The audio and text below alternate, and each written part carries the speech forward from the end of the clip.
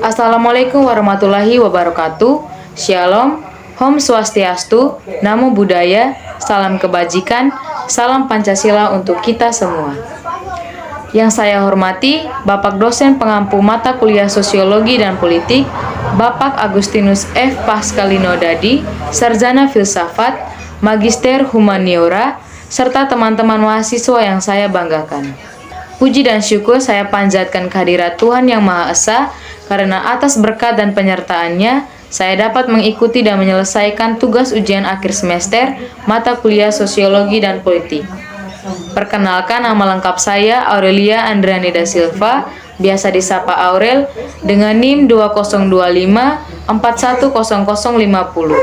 Saya merupakan mahasiswa program studi manajemen Fakultas Ekonomi dan Bisnis Universitas Flores.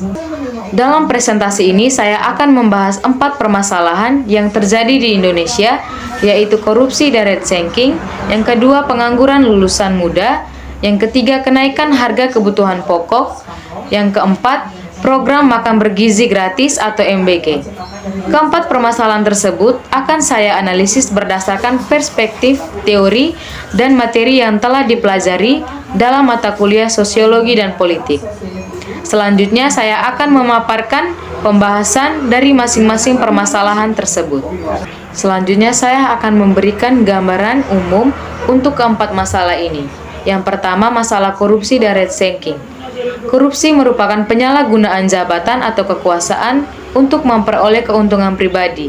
Rate ranking atau pemburu rente adalah tindakan mencari keuntungan ekonomi melalui kedekatan dengan pihak yang memiliki kekuasaan politik. Teori yang digunakan untuk masalah ini yaitu rate ranking atau pemburu rente. Teori ini menjelaskan bahwa seseorang atau kelompok memperoleh keuntungan ekonomi melalui hubungan politik dan kekuasaan, bukan melalui persaingan usaha yang sehat. Untuk masalah yang kedua yaitu pengangguran lulusan muda. Pengangguran lulusan muda terjadi ketika lulusan sekolah atau perguruan tinggi belum memperoleh pekerjaan yang sesuai dengan kemampuan dan bidang pendidikannya. Teori yang digunakan untuk masalah ini yaitu sosiologi, ekonomi, dan politik. Teori ini menjelaskan bahwa masalah sosial dan ekonomi tidak dapat dipisahkan dari kebijakan politik yang dibuat oleh pemerintah. Untuk masalah yang ketiga yaitu kenaikan harga kebutuhan pokok. Kenaikan harga kebutuhan pokok seperti beras, minyak goreng, gula, dan telur sering terjadi dan berdampak langsung terhadap kehidupan masyarakat. Teori yang digunakan yaitu sistem politik dan rezim ekonomi. Teori ini menjelaskan bahwa kondisi ekonomi suatu negara dipengaruhi oleh kebijakan politik yang diterapkan pemerintah. Untuk masalah yang keempat yaitu program makan bergizi gratis atau MBG. Program makan bergizi gratis merupakan program pemerintah yang bertujuan meningkatkan kualitas gizi anak-anak Indonesia dan mengurangi angka stunting.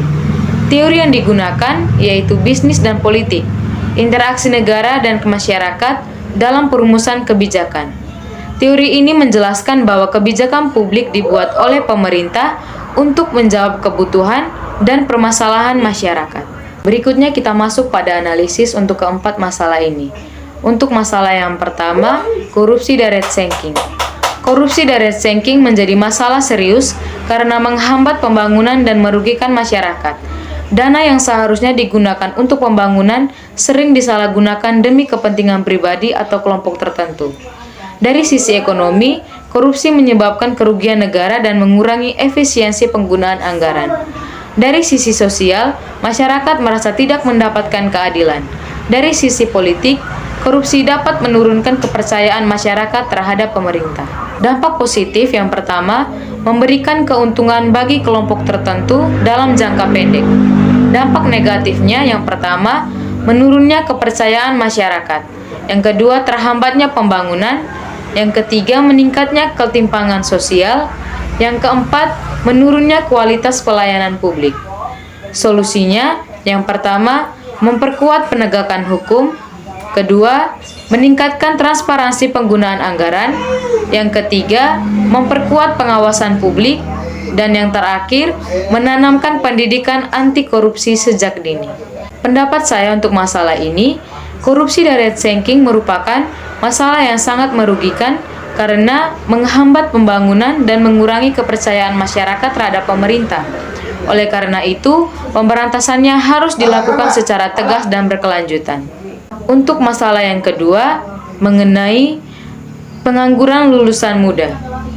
Tingginya angka pengangguran lulusan muda menunjukkan bahwa masih terdapat kesenjangan antara dunia pendidikan dan dunia kerja.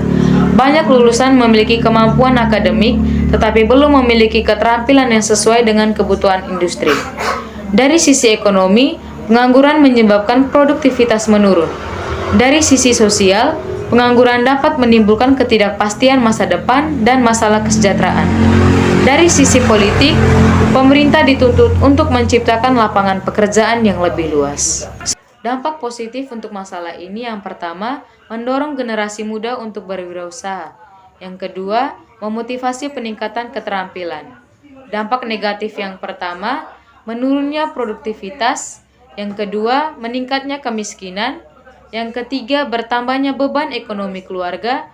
Dan yang terakhir, munculnya ketidakpastian masa depan. Solusi yang digunakan untuk masalah ini yang pertama, meningkatkan kualitas pendidikan dan pelatihan kerja. Yang kedua, memperluas lapangan pekerjaan. Yang ketiga, mengembangkan program magang. Yang keempat, mendukung kewirausahaan muda. Pendapat saya untuk masalah ini, menurut saya, pengangguran lulusan muda harus menjadi perhatian serius karena generasi muda merupakan aset bangsa. Pendidikan dan dunia kerja harus saling menyesuaikan agar lulusan lebih siap menghadapi persaingan kerja. Berikutnya kita masuk pada masalah yang ketiga, yaitu masalah kenaikan harga kebutuhan pokok. Ketika harga kebutuhan pokok meningkat, daya beli masyarakat akan menurun. Kelompok masyarakat berpenghasilan rendah menjadi pihak yang paling terdampak, karena sebagian besar pendapatannya digunakan untuk memenuhi kebutuhan sehari-hari. Dari sisi ekonomi, kenaikan harga dapat meningkatkan beban rumah tangga. Dari sisi sosial, kesenjangan sosial dapat semakin besar. Dari sisi politik, pemerintah dituntut untuk menjaga stabilitas harga dan ketersediaan bahan pokok. Dampak positif untuk masalah ini yang pertama, meningkatkan pendapatan produsen tertentu. Yang kedua, mendorong masyarakat lebih hemat. Dampak negatif, yang pertama menurunnya daya beli masyarakat. Yang kedua, meningkatnya beban ekonomi rumah tangga. Yang ketiga, bertambahnya masyarakat rentan miskin. Solusi yang digunakan untuk masalah ini yang pertama, menjaga ketersediaan pasokan barang. Yang kedua, memperbaiki distribusi barang, memberikan bantuan kepada masyarakat yang membutuhkan. Pendapat saya untuk masalah ini yaitu, menurut saya pemerintah perlu menjaga kestabilan harga kebutuhan pokok karena masalah ini sangat memengaruhi kesejahteraan masyarakat, terutama masyarakat berpenghasilan rendah. Untuk masalah yang terakhir, yaitu masalah program MBG. Program MBG merupakan bentuk kebijakan pemerintah dalam meningkatkan kualitas sumber daya manusia Indonesia. Program ini berupaya memberikan akses makanan bergizi kepada anak-anak sekolah, sehingga kesehatan dan kualitas belajar mereka dapat meningkat. Dari sisi sosial, program ini membantu meningkatkan kesehatan anak-anak. Dari sisi ekonomi, program ini membutuhkan anggaran yang besar. Dari sisi politik, program ini menunjukkan peran pemerintah dalam meningkatkan kesejahteraan masyarakat. Dampak positif untuk masalah ini yang pertama, meningkatkan kualitas gizi anak. Yang kedua, mengurangi angka stunting. Yang ketiga, meningkatkan konsentrasi belajar siswa. Dampak negatif, yang pertama, membutuhkan anggaran yang besar. Yang kedua, berpotensi terjadi penyalahgunaan anggaran. Solusi yang digunakan untuk masalah ini yang pertama, memperkuat pengawasan penggunaan anggaran. Yang kedua, memastikan distribusi yang merata. Yang ketiga, melakukan evaluasi secara berkala. Yang keempat, meningkatkan transparansi pelaksanaan program. Pendapat saya untuk masalah ini yaitu, menurut saya, program makan bergizi gratis merupakan kebijakan yang baik karena berinvestasi pada kesehatan dan masa depan generasi muda Indonesia. Namun, program ini harus diawasi dengan baik agar manfaatnya benar-benar dirasakan oleh masyarakat. Kesimpulan dari keempat masalah ini yaitu, berdasarkan pembahasan yang telah dilakukan, dapat disimpulkan bahwa berbagai masalah ekonomi dan politik di Indonesia saling berkaitan dan memberikan dampak bagi kehidupan masyarakat. Oleh karena itu, diperlukan kerjasama antara pemerintah, masyarakat, dan berbagai pihak terkait untuk mencari solusi yang tepat agar tercipta kesejahteraan, keadilan sosial, dan pembangunan yang lebih baik di Indonesia. Demikian presentasi yang dapat saya sampaikan mengenai telaah masalah ekonomi, sosial, dan politik di Indonesia. Saya menyadari bahwa masih terdapat kekurangan dalam penyampaian maupun pembahasan yang telah saya paparkan. Oleh karena itu, saya mengharapkan kritik dan saran yang membangun demi perbaikan di masa yang akan datang.